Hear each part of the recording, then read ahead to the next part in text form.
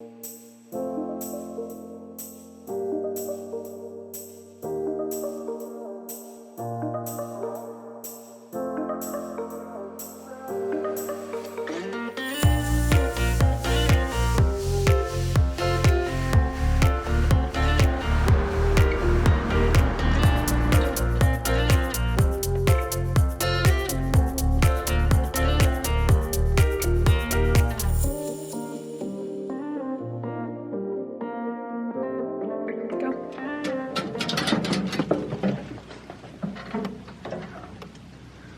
do you think? I'm talking to you. Oh, that's your dog voice. Sorry. I like it. It's quiet.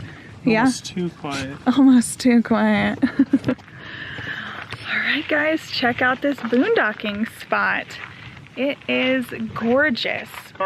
Carmen is already getting lost. She loves boondocking, that's for sure, and I can safely say she loves it more than us. So we arrived here 2 days ago. We stayed in a campground first, and we came out and we scouted the location, which we highly recommend doing.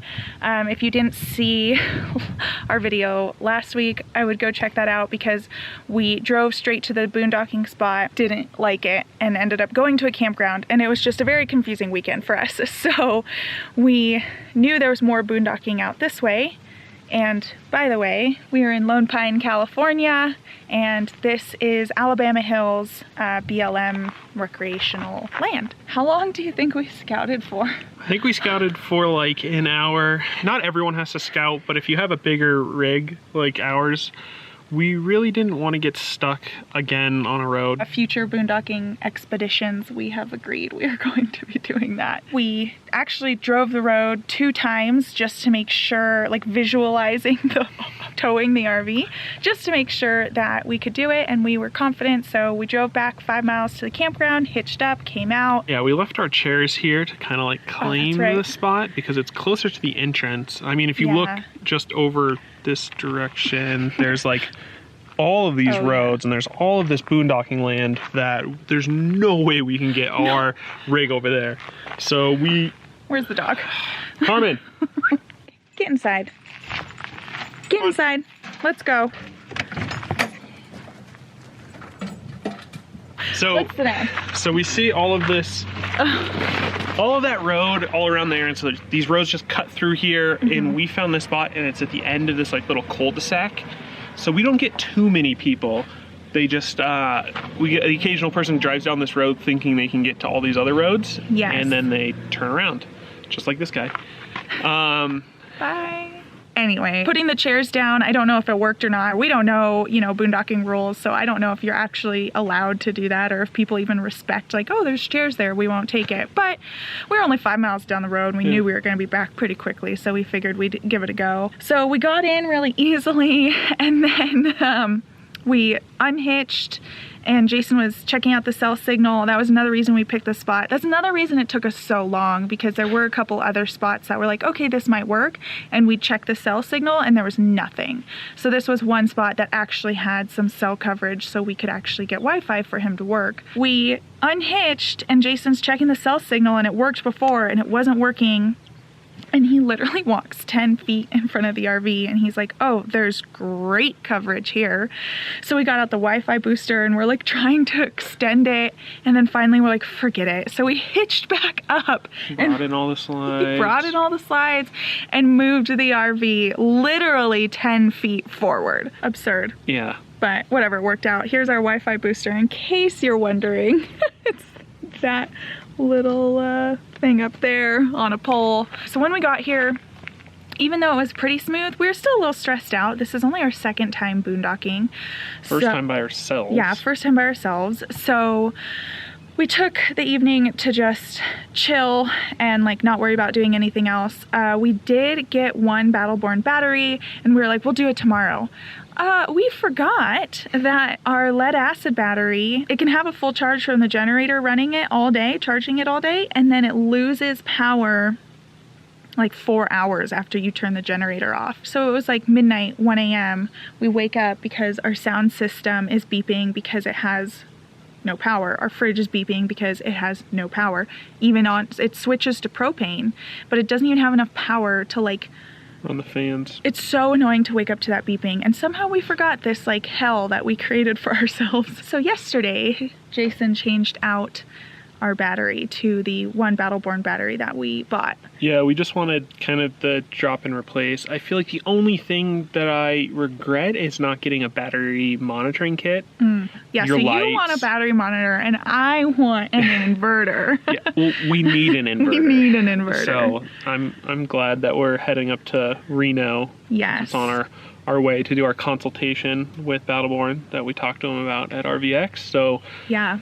And that consultation we're having with Battleborn, we asked if we could film it. Obviously, it's going to be tailored completely to us and our rig, and we're going to be asking questions about ourselves. But I figured, you know, we'd ask if we could record it. They said yes, they were totally okay with it. So I think that video will actually be out before you even see this video. So I'll try and link our consultation up here just because our vlogs are behind.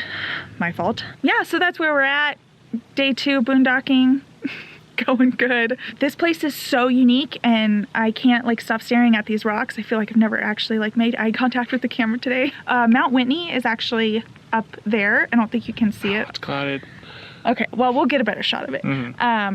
But Mount Whitney is the tallest in the contiguous United States. There you go. So that's where we are. Yeah. So last week we were in the lowest in North America, and now we're at the base of the tallest in the contiguous United States, and they're only like 100 miles away from each other, which is mind-blowing. I know. And if you're wondering, that's in Death Valley, the lowest. That's where we were last week. Badwater Basin. Badwater Basin.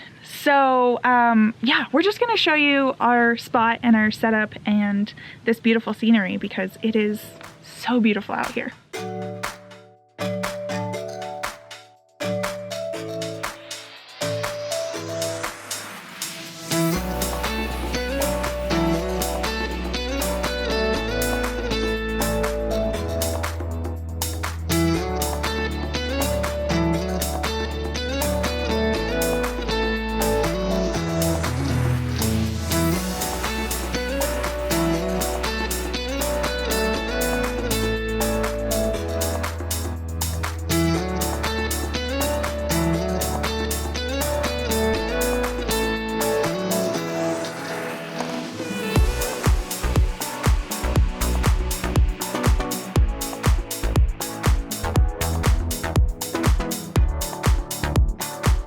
Alright guys, so I just discovered something, I'm trying to be quiet because Ray's still sleeping, that I hoped to never discover in our RV.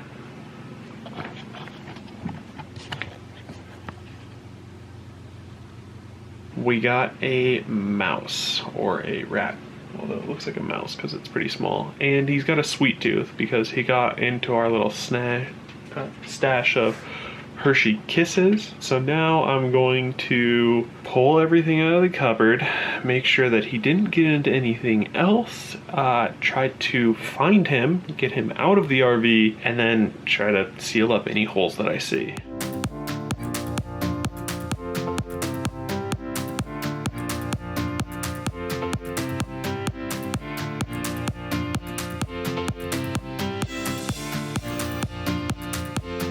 So we pulled everything else out and there was nothing else that appeared to be eaten or broken into. So that's good news. There's no holes in the back wall, so it's not like you chewed through the wall or anything to get in. So we're gonna put this back. We've sanitized the area with some Clorox wipes and we're gonna continue the hunt. All right, so we've been poking around down here. We just saw some light shining through, so I'm gonna try and show it to you on this side, and then I'll show it to you on the other side. So, right there appears to be definitely a hole big enough for a little guy to sneak in. So, let's go look at it from the outside. Okay. So where is it? Right here, like along this edge in this corner. Okay, so that. Yeah. So anywhere in here, and of course. This is the hole though to the other side. Yeah. Okay. So I have foam stuff, this same foam stuff that they have right here. Yeah. So we can spray some of that in there. Yeah, let's definitely do that. Yeah.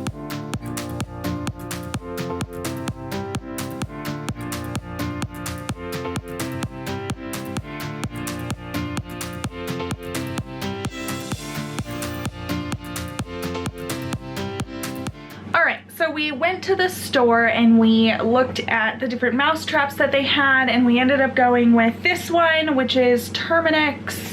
It says it's a multi-catch trap. It has a glue board, but we're not gonna put that in there. So if you don't put the glue board in, it's a catch and release option.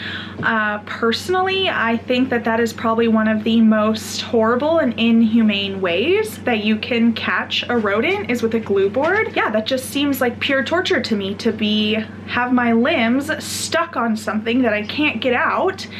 And you either like start chewing off your limbs and then you die that way, or you get away and now you have lost a limb, or what do you do when you find them and they're still alive and they're still trapped there? Like, you have to kill it. That is truly a horrific like scene in my head. So I would never use a glue board.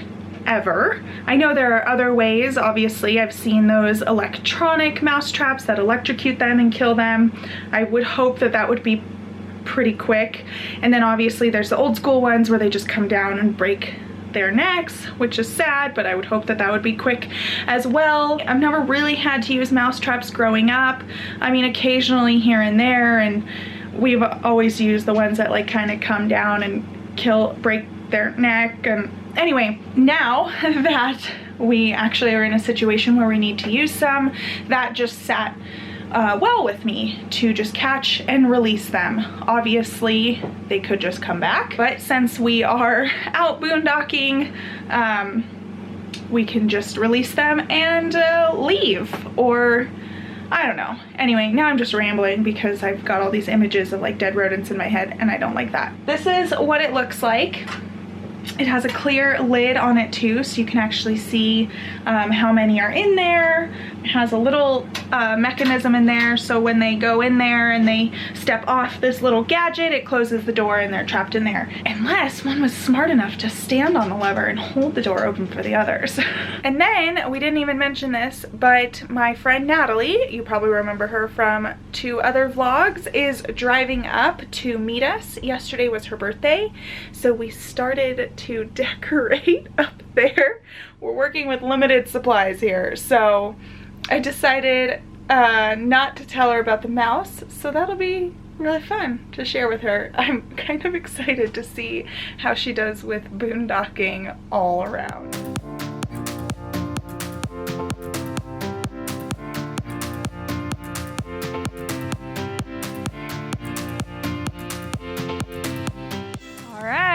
Look who got here. Hi everyone. Bear says hi too. That's our little pupperino, Baer Baer. Yeah, the one that barks really loudly. Yeah. You see? What are you even barking at? So it has actually been a couple days. Our little mouse friend is still with us, so we have not been able to catch him yet. He loves Bear's food. Yeah, he did. He got into Bear's food, and then he had the audacity to get into our chips today. He likes chips just like the rest of us. Yep. So we're going to be a little more aggressive tonight. Put some really good stuff in his trap. Anyway, we are now going to go on a hike way over these rocks over here, and there's supposed to be an arch. You ready to see the arch? Oh yeah. Ready. Got a real active crew this morning. Let's go.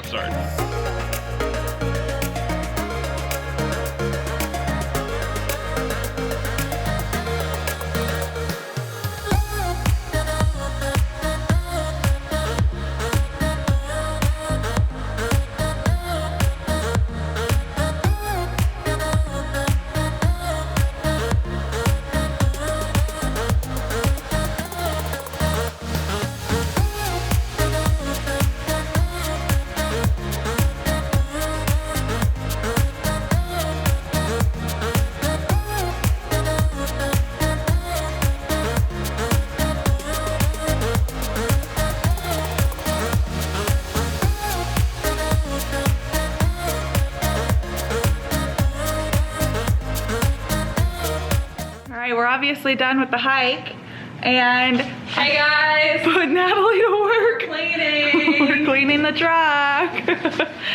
So the hike was great. It's a beautiful day. Natalie commented how gross our truck is. So, you know, when you do that, you volunteer to clean it. I mean, you like cleaning stuff, right? Yeah, that's right. That's right. I like things to be neat and orderly. She does. Yeah, if she comes to your house and you have dirt or dust anywhere, I'm gonna say something. she's gonna let you know. So, of course, with her, with your best friend, you feel fine putting them to work, or at least I do. So, I'm gonna help her, I guess. I'm gonna start soaping as well.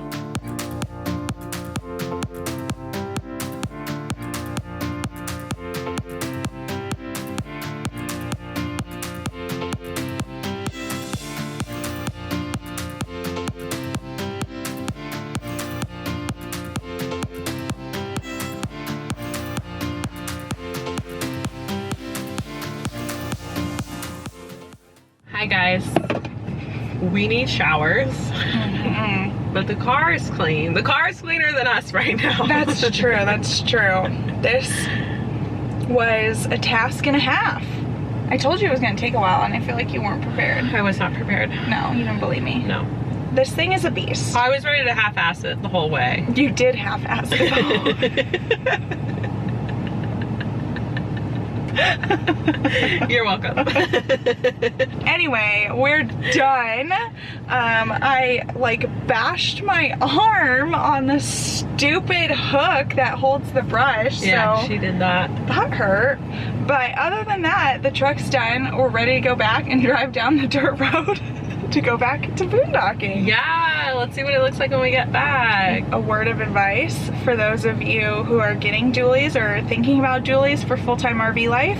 Obviously they are great for towing huge RVs like ours. However, you do have to wash them by hand because you cannot take a dually through those car washes. There's one here and I've been jealous of every car that goes through it. I was wondering why we weren't using those. Yeah, so the dual rear wheel, the way that car washes are set up and the way they hook onto your wheels, because you have two wheels in the back, you cannot go through a car wash. So there you go. Just remember that when you get your dualies, that you gotta wash it yourself or pay a stupid amount. Yeah. Okay, let's go back.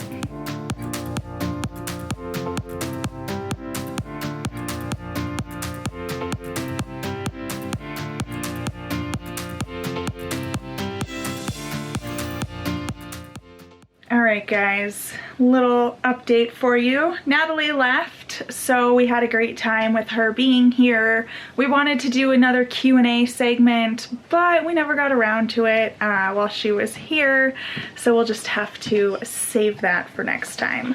But she actually did really well boondocking. I was impressed that she didn't complain about really anything, even having to take a Navy shower, so. Yeah. Now we are dealing with that damn mouse still. I have changed my tactic and I hate to admit it, but he's gotta die. I know. This is war. Ray grew up, had a pet mouse rat. So rats. had rats. It so sounds so gross, but they're so. Anyway, I'm Yeah. not gonna get into it. But my house was up in the hills, as you saw, so we had to deal with mice and rats if there was fires or if it was dry out, and they're always trying to come into the house, so we've had to deal with them, so no mercy No, for me. No, you have no mercy. No mercy. Although you don't do glue traps. Yeah, I'm about a quick kill. Yeah. You know, I don't want to cause them harm. I Yeah. don't want to poison them either and have them die inside the RV somewhere. Well, also- or Carmen or other wild animals. Anyway. Right. Quick But it's kills. also bad to poison. Just real quick, another PSA. I'll get off my high horse soon. It's bad to poison because the animals that go out and eat them, if you poison them, you could be killing those bigger animals. And in Southern California, we do have an issue with that with our mountain lions. They get really sick. And so it's not good. And we need to stop poisoning the mountain lions when you're essentially poisoning your mouse and rats. Okay, I'm done.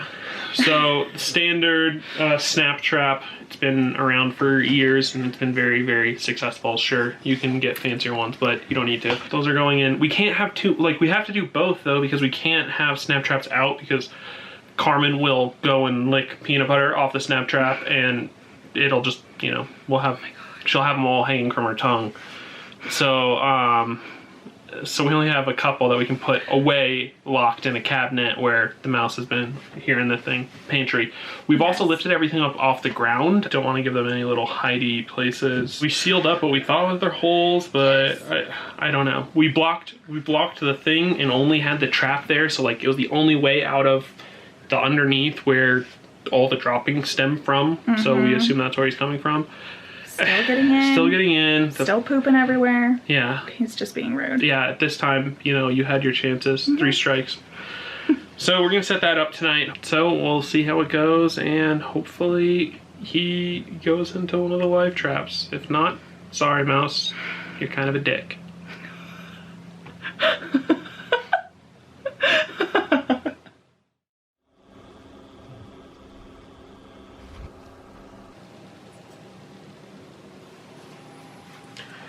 Well, we finally caught our friend, and he's pissed. So he's been making a loud racket. So we're gonna take him and release him right now, even though it's super early in the morning because we can't sleep. No. He might come back, but... No, he will not come back. Maybe he'll tell his friends to stay away too. Yeah. Tell your friends to stay out and tell your friends to stay out.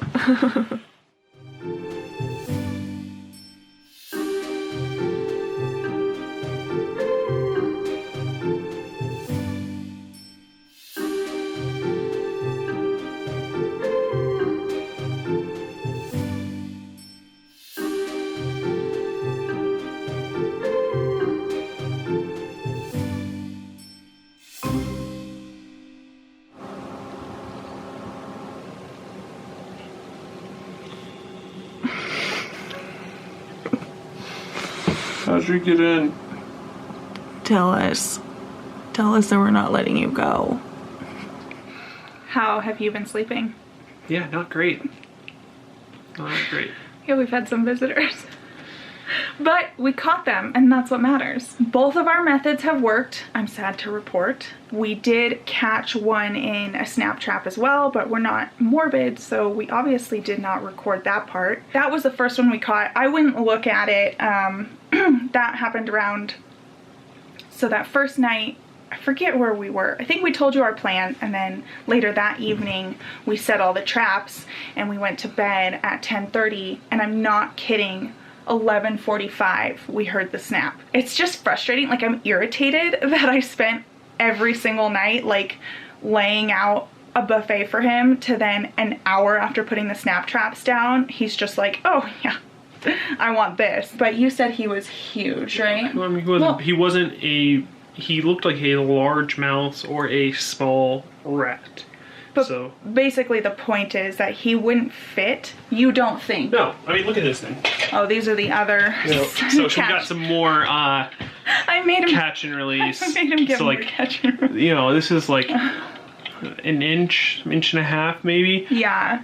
That's like, you don't think he would have fit in there? He could have crammed himself in there, but Right. that's not. But he's not gonna do that. It makes sense, I guess. That's the excuse I'm gonna use why he wouldn't go in my traps, because his fat little butt couldn't fit in there. Later that night, 3:30 a.m., we hear rustling around. Carmen doesn't care, by the way, if you're wondering how she feels about all of these mice invading her home. She does not give a crap. She does not wake up. She does not care. So anyway, 3:30, we had another visitor. That was it. The next night, whatever time it was, 4 a.m. Well, last night. Yeah, last night. We have another one. We're now pretty convinced. I think the first one that we killed was the one who was coming here every night because he had success, you know, the first couple nights with the dog food and stuff like that. We filled up all the holes, so we thought we had trapped him in here. But now with 2 more coming in, Night after night, I don't think 2 nights in a row, yeah. I think that they're finding another way in. So we're gonna show you how low we are to the ground, which in the beginning was great because it was windy the day we arrived. It's like and being 40-mile-an-hour winds. Yeah, so being lower to the ground is good. It prevents rocking. So we were like, yeah, we're low to the ground. We found a great spot. Now we're pretty sure they're just like leaping up our jacks and somehow getting in there. We have no idea. So let's just show you. Yep. Having our jacks low to the ground, we're super stoked. Yeah. Look at this. It's stable. Yeah. However, yeah, we're pretty sure they're like coming up here, getting into the front compartment or something. yep. No idea how they're getting in. Yeah. We looked. We can't find any obvious route, but they're doing it and they're being rude. So we're gonna leave tomorrow. We're obviously unwelcome here. Yeah. So anyway, all right, let's go sit down. Yeah. All right. All right. We got jackets because it's a little nippy. Yeah. So that's where we're at. And we are leaving tomorrow because we're kind of sick of dealing with it. It's only a day earlier than we were planning. Overall, how was your boondocking experience this time around? I mean, it's surprising. We've almost made it another 14 days. I didn't think we were going to do that. Didn't think so either. I mean, the mice have been miserable, Yeah. but Yeah. our other main issue last time was the battery, which you forget about it. Yeah. It's been really nice leaving lights on and leaving and not having beeping waking up in the middle of the night.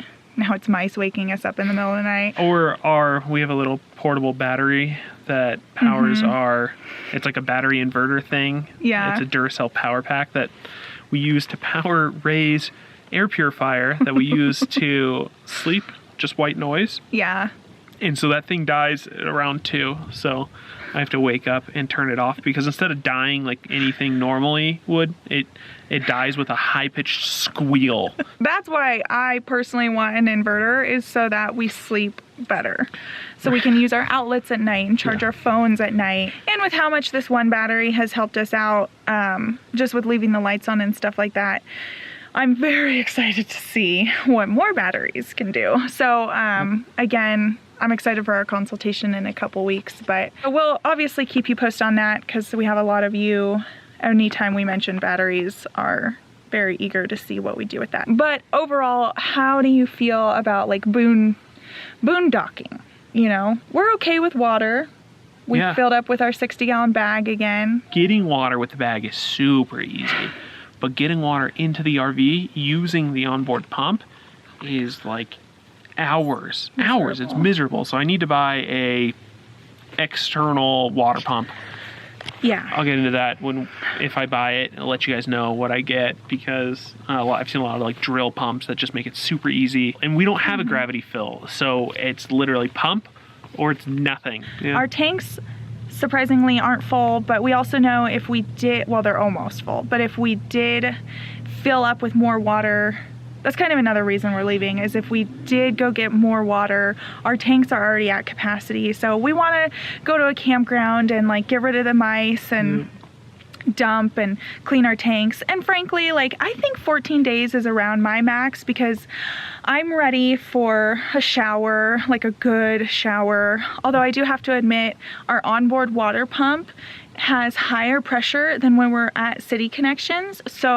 And we turn on the propane tank along with the electrical, so the water gets so hot. So I'm actually having hotter and more water pressure when we boondock than when we're in a campground. And then sleeping. I'm not sleeping good out here. I'm a little scared. I'm not gonna lie. There's nothing scary. It's just like not having people around freaks me out. So I think that's something I need to get used to. I mean, overall for me, I'm fine. I sleep perfect. I could open my window. I don't have to worry about like a light. So scary. No, it's not. I go outside and like just have a good time. But overall, I guess I'm pretty proud of us.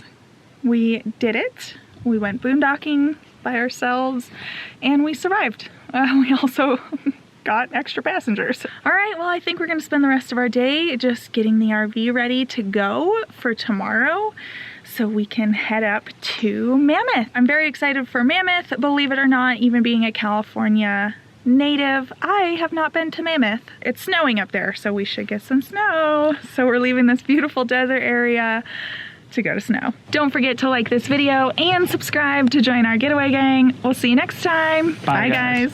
All right, guys. All right, got.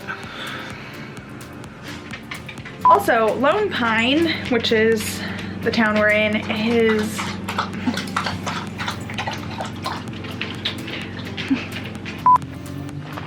did you have a good walk?